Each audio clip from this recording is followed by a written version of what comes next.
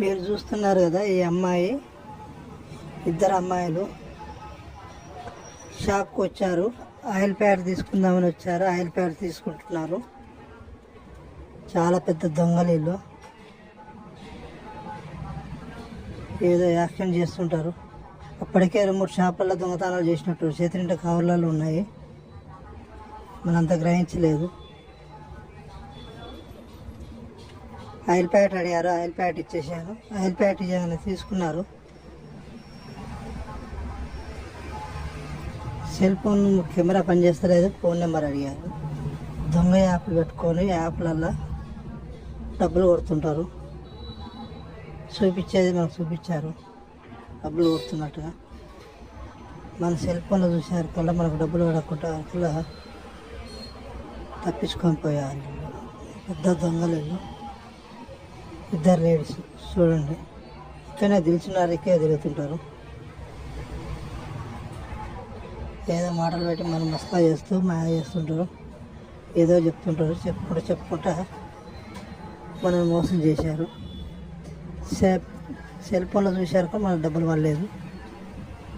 ఏదో ఇట్లా ఫోన్ చూస్తూ చూపించి కొడుతున్నట్టు చేసి మనం చూసారా, ఫోన్లో డబ్బులు పడలేదు.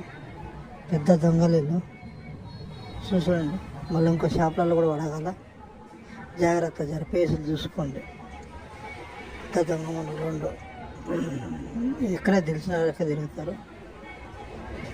ఏదో మాయా మాటలు చెప్పుకుంటా దొంగ మనలు.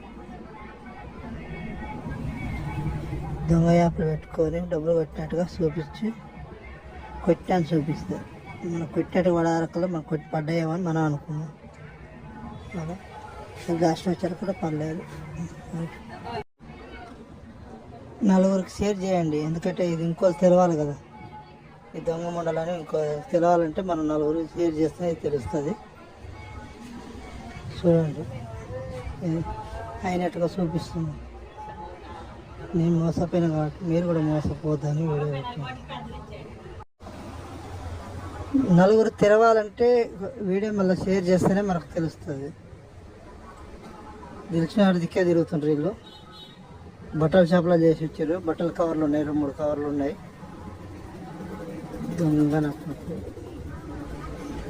చేతిలో 4 కవర్లు ఉన్నాయి. అంటే 4 బట్టల షాపులలో కూడా చేసే వచ్చారు. నేను చూసి మళ్ళీ పోయి దూరాడరకల్లా వెళ్ళిపోయారు.